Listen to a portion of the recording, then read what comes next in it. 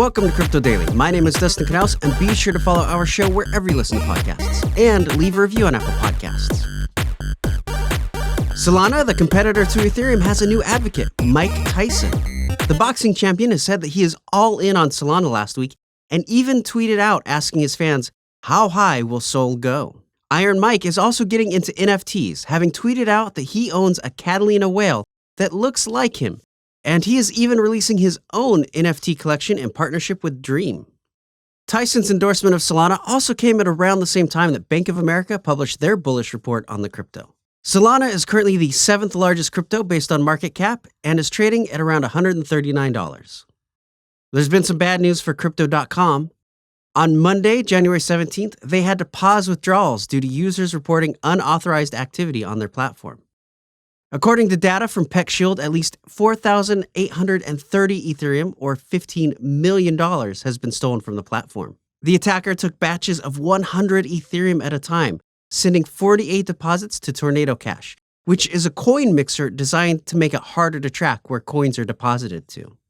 On Tuesday morning, Crypto.com CEO Chris Marszalek said that user funds were not lost in the hacking, but did not specify whether the exchange's own funds were taken. He also said, "We will share a full post-mortem after the internal investigation is completed." Are you wondering where you want to live after you make it rich as a crypto investor? Well, a lot of crypto entrepreneurs are turning to Puerto Rico. In addition to the natural beauty, the island is offering huge tax breaks to people who spend at least 183 days there every year. Residents of Puerto Rico do not have to pay taxes on U.S.-sourced capital gains if they bought the asset after establishing residency there, according to Act 60. David Johnston told CNBC that he decided to move his company and his family to Puerto Rico in March of 2021. He was quoted, "That's where all my friends are. I don't have one friend left in New York, and maybe the pandemic accelerated this, but every single one of them has moved to Puerto Rico."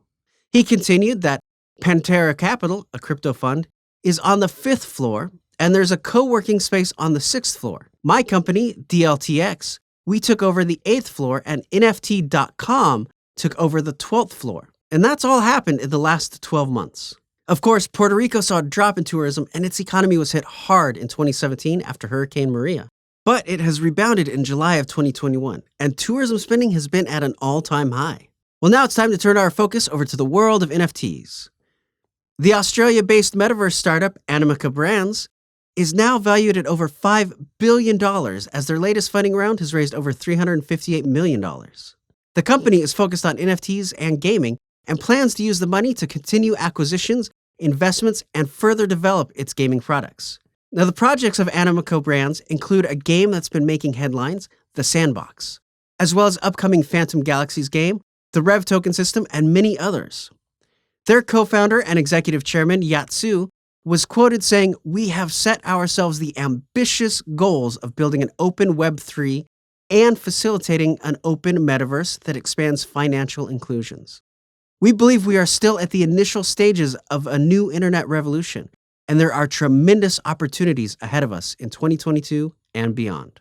This funding round brings Animoca Brands to have raised over $500 million to date, and they had a separate funding round for Sandbox, which brought in an additional $93 million. A crypto group going by the name of Spiced Out bought a copy of DUNE for $2.66 million at an auction, far over the expected price.